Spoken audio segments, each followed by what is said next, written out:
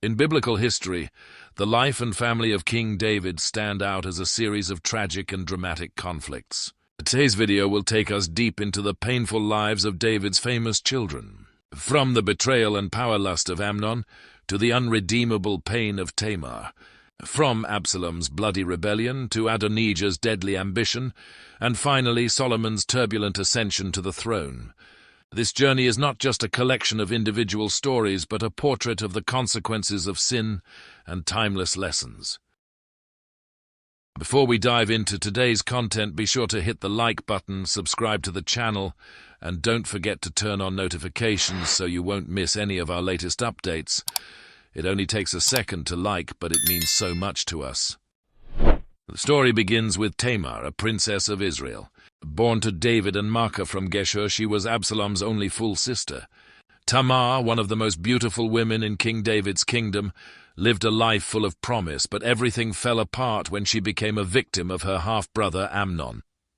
Tamar's tragic story began when Amnon, driven by obsessive lust and sinful desires, pretended to be ill so she would tend to him. Amnon sought to exploit this vulnerable moment to satisfy his wicked cravings, ignoring all of Tamar's pleas and resistance. She refused, citing the law, but he was stronger than she and he raped her.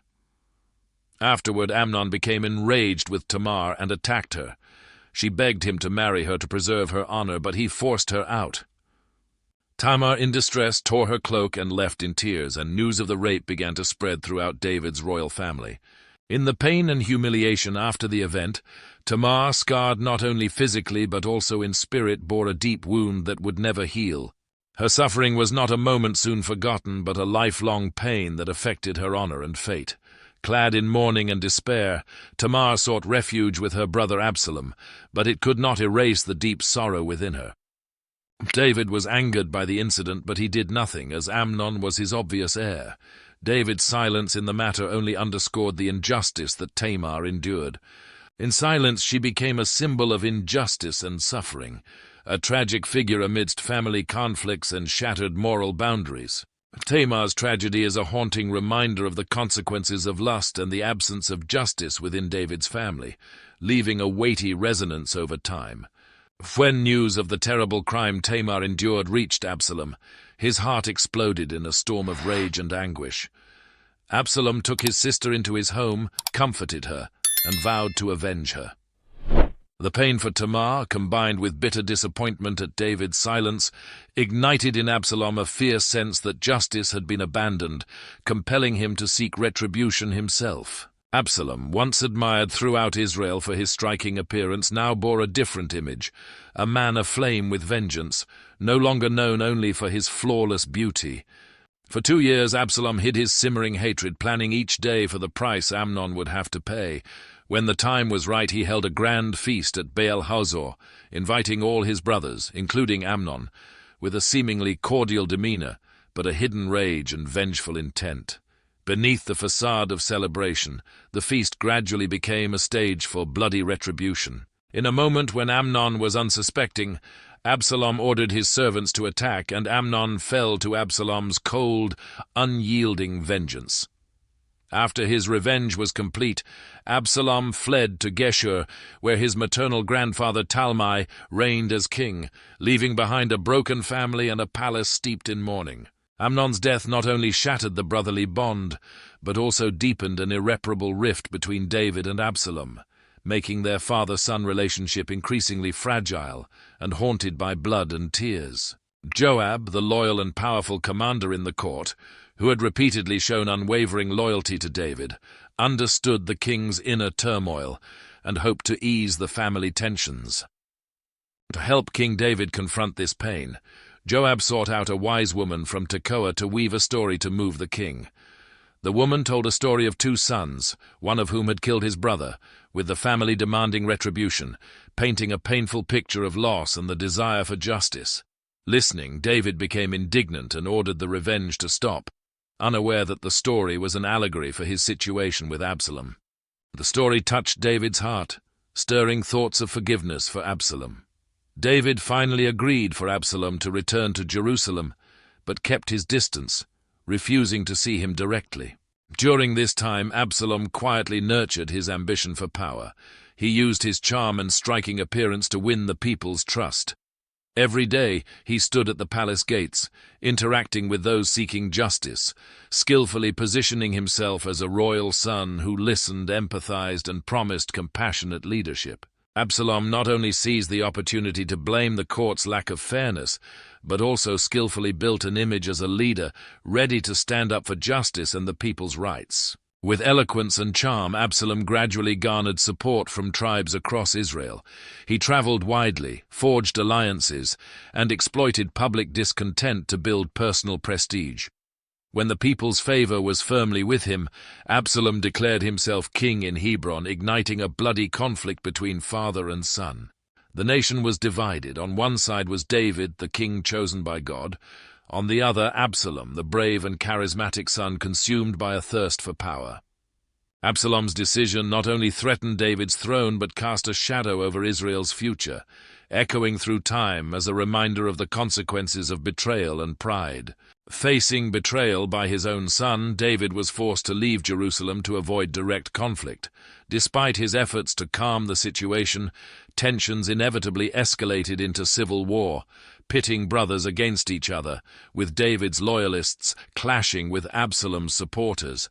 The battlefields were no longer mere displays of strength, but stages for family and national tragedy, with every wound and fracture from the past becoming painfully evident. The story reached its climax in the battle at the Forest of Ephraim, where David's loyal forces clashed with Absalom's. The Bible does not detail every moment of the confrontation, but we can imagine the battle was fierce, blood-soaked, and tore apart familial bonds. Absalom's fate in this battle underscored the tragic element. While riding, his striking long hair caught in the branches of an oak tree, leaving him dangling helplessly. His hair, the beauty that was once his pride, became the very cause of his downfall. Although David had issued an order to spare Absalom, Joab, the army commander, chose to disregard the king's command and killed Absalom while he was utterly defenseless. The death of his rebellious son left David with an unbearable sorrow. David's heartbreaking cry after Absalom's death echoed like the lament of a shattered father. "My son Absalom, my son Absalom, if only I had died instead of you, Absalom, my son, my son." 2 Samuel 18:33. It was the cry of a wounded heart, despite his son's betrayal. The battle in the Forest of Ephraim not only ended Absalom's rebellion, but left David with a wound that would never heal. Although David achieved a military victory, Absalom's death was a bitter emotional defeat. This death recalled David's past sins, his relationship with Bathsheba and the death of Uriah, a chain of actions against divine commandments, causing him to pay not only through his family's tragedy, but also through God's wrath. After her brother's death, Tamar became the sole guardian of her niece, also named Tamar. The Bible mentions that Tamar was left a desolate woman in her brother's house. She grieved and remained traumatized by her assault. Nothing is known about her later life or her death. Amidst the instability within David's royal family, Adonijah, the king's fourth son, rose with ambitions of domination, igniting a new flame in the battle for succession. His name, Adonijah, meaning "the Lord is my Lord," may reflect his family's connection to faith or could signal his grand ambitions. Born from the union of David and Haggith, one of David's many wives, Adonijah grew up in a royal environment alongside prominent siblings like Amnon, Absalom, Tamar, and Solomon. Impatient to wait for his father's death, Adonijah plotted a coup to declare himself king while David was still alive. In the days when David grew weak, age and illness made it difficult for him to maintain his leadership strength. Seizing the moment, Adonijah, then David's eldest surviving son, began taking bold steps to seize the throne, despite the succession being preordained for Solomon. The throne was meant to pass to Solomon, according to a divine promise conveyed through the prophet Nathan, that David's line would endure, and one of his descendants would rule forever. However, Adonijah, in his bold plan, held a grand feast at En-Rogel, summoning princes and powerful figures in the kingdom to rally support for his claim to the throne. This event was staged as a lavish festival, but was truly Adonijah's strategy to solidify power. Loyalists to David and Solomon, such as the prophet Nathan, priest Abiathar, and commander Benaiah, were notably absent, a clear sign that Adonijah was excluding anyone who might oppose him. Despite his failing health, David was not oblivious to Adonijah's coup attempt. With keen awareness and decisiveness, he swiftly appointed Solomon, his son with Bathsheba, as the rightful heir. This decision, made in accordance with God's will, not only solidified succession but also ignited a new wave of tension within the royal family. Adonijah and his supporters, faced with this clarity, fell into a state of outrage and confronted a heavy defeat.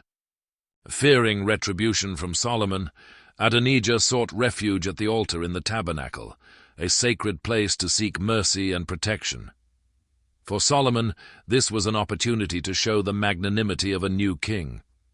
He promised to protect Adonijah if he remained loyal to the throne, thus affirming that peace and justice would be paramount in his reign. Grateful for Solomon's mercy, Adonijah temporarily submitted and returned home, acknowledging the new king's authority. Yet ambition still simmered, and Adonijah began seeking ways to expand his influence.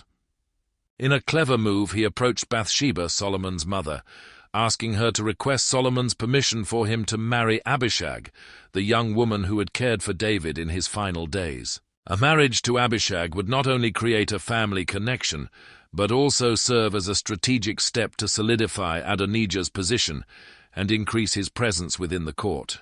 However, Solomon saw through Adonijah's deeper intentions. This request was not only an encroachment on the right of succession, but also a threat to the stability of the new reign. Perceiving the danger, Solomon made a decisive choice. As recorded in 1 Kings 2:24-25, he declared, "As surely as the Lord lives, who has established me and seated me on the throne of my father David, and who has founded a dynasty for me as he promised, Adonijah shall be put to death today." Determined to secure his throne, Solomon sent Benaiah, son of Jehoiada, to carry out the sentence on Adonijah. In that moment, Adonijah's fate was sealed, ending his aspirations for the throne and ushering Solomon's reign into a more stable era. Solomon began his reign with a sweeping purge, including his father's chief commander Joab and others, further consolidating his position by appointing trusted allies throughout the government, covering both religious, civil, and military roles. It is said that Solomon ascended the throne at around 15 years of age. Solomon greatly expanded his military power, especially in cavalry and chariots. He established numerous colonies, some of which served as trade stations and military outposts. After a long reign, Solomon gained great fame for his wisdom, wealth, and exceptional leadership, especially for the grand construction of the Temple in Jerusalem. Solomon is regarded as the wealthiest king of Israel mentioned in the Bible. His death is briefly recorded in the Book of Kings without specific details. The Bible simply states that Solomon slept with his ancestors and was buried in the city of David, his father. 1 Kings 11:43.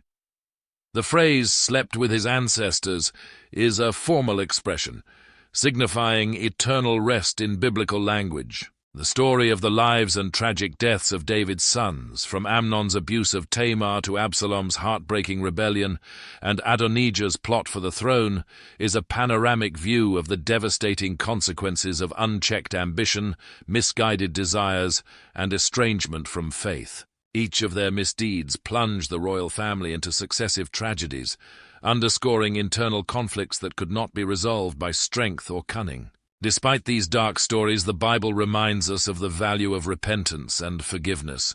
Even in human tragedy, hope and redemption can be found, a reminder that the spiritual journey toward justice, integrity, and a life aligned with divine principles always holds deep meaning, regardless of past mistakes or failures. If you found these stories intriguing and want to explore more characters and lessons from the Bible, don't forget to subscribe to the channel so you won't miss upcoming videos. Leave a comment below to share your thoughts or the lessons you've drawn from the turbulent journey of David and his family. Thank you for watching. May God protect you and your family with blessings.